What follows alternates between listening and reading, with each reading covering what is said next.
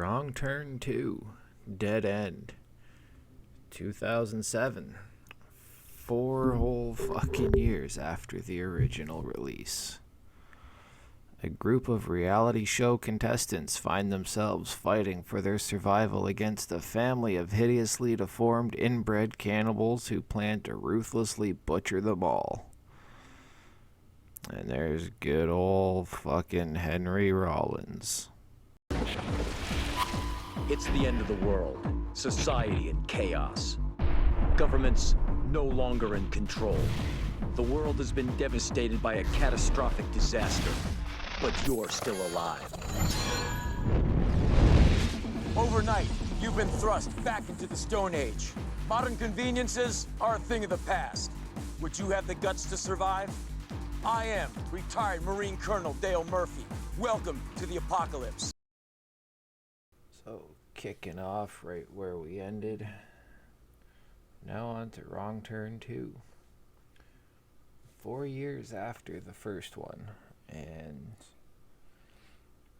they don't play this off like a direct continuation or anything. There's no mention of the first movie or the previous victims, but I do like how at the very beginning they started off pretty much exactly like the original, except with it's now this actress chick who's being the cunt and speeding down the road, and you're expecting them to have her crash and recreate the beginning of the first movie, but nope, that's not how they do it. And the intro to this one is just beautiful. There's fucking nice splattery guts dripping on the road and everything. It's fucking great. And then it kicks off. They're introducing this show. It's kind of like Survivor, where they just have a bunch of people thrown into the woods and they've got to survive, but they've added a twist to make it like kind of like the end of the world, whole apocalypse type bullshit going on. They've got to wear these cards that kind of symbolize that they've got radiation poisoning. They've got different scenarios they have to go through, and if they pass them, it clears their radiation and they're safe for the day. That whole aspect of it is really cool. Just kind of makes you remember the simpler times on TV when it wasn't all just fucking COVID this, COVID that, and it was all just filled with stupid, pointless fucking reality shows. And those were fun times. Mindless entertainment. Don't let people tell you it's bad for you. Sometimes it's fucking needed. But yeah, so they start off, they've got these things set up that look like landmines, and they cause this fucking god-awful screeching, and that's what gives them the scenarios. They gotta pull a card out, read it, and do what it says. Host of the show is fucking Henry Rollins. I am not a fan of his at all, except for in this movie and his role in the first Feast movie. I like him in those two things because he fucking dies. And he dies quite well on film. It's fucking great. I will say though, he was alright at playing a badass, but I'm sure he wouldn't have done this movie if they didn't portray him as a badass anyways. Fucking Rambo wannabe ass motherfucker. But yeah, he was decent in this. Everyone else, it's got your typical B-movie acting, so nothing like the first movie. This one is kind of campy and cheesy, but it's fucking gory. Like, really gory. It's great. It's got some wicked sleaze and some beautiful tits in it. The one guy who's a cameraman, he's a total fucking scuzzball in this. What else?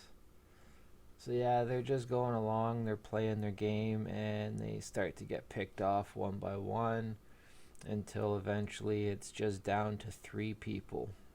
And 2 of them are chained up, and the other person is trying to infiltrate the camp of the cannibals to rescue them.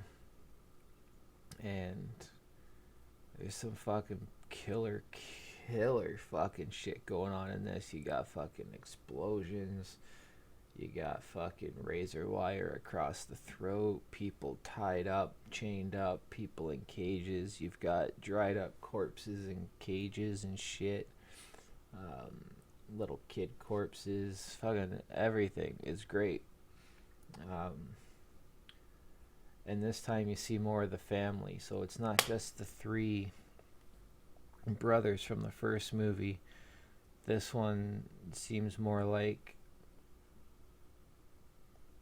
a father and mother, and then their kids, and then their kids type of thing. The old man, actually, yeah, that's the one thing that kind of links in with the first movie, is the old man with the buck tooth.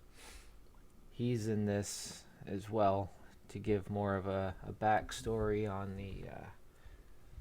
the inbred mutants, and he's fucking hilarious. He kind of reminded me a bit of Uncle Mick from whatchamacallit there, fucking Wolf Creek, but just with a little less finesse to the words, I guess you just say. But yeah, the way he was talking and shit, just so nonchalantly, kind of reminded me of Uncle Mick for some reason.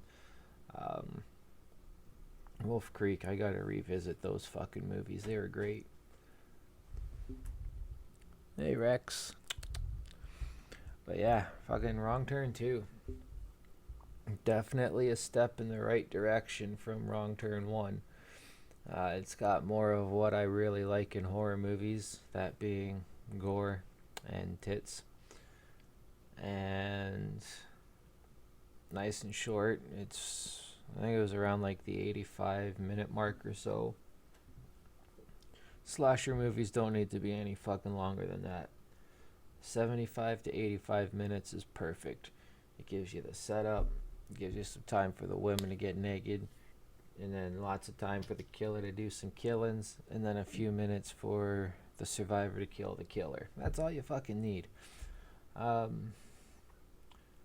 Yeah, this doesn't give you any boring ass bullshit in it. It's just one scene to the next. Just they all serve a purpose. They all lead up to some beautiful gore, and there's again like mostly practical effects in this. There's one scene of CG that does piss me off in this, and that's when one of the mongoloids shoots an arrow and it goes through 2 people's eye sockets. The people are facing each other. It goes through one and into the other, and you can see in the CG that it's kind of like this, like crooked, and it's like the fucking magic bullet that killed the fucking president, right? Just like ting ting ting type of thing.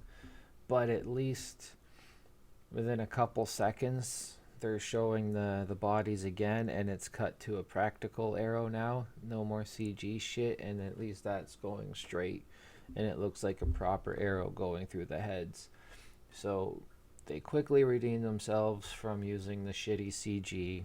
Thank fuck the CG, the shitty part lasted maybe a total of 5 seconds. So they get a pass. Now if they had done more scenes like that, then I'd be calling them out on some bullshit. But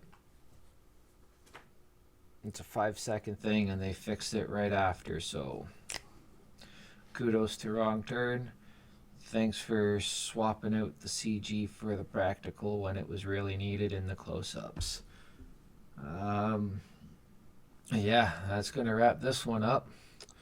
I'm going to try and get number 3 done today, but I'm not sure if I'm going to make it through a third fucking movie right now. So that's it for the Wrong Turn 2 review.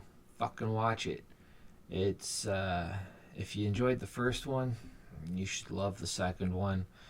Unless you're just a fucking Hollywood mainstream fan, then fuck off. Thanks for watching. Stay sleazy. Peace.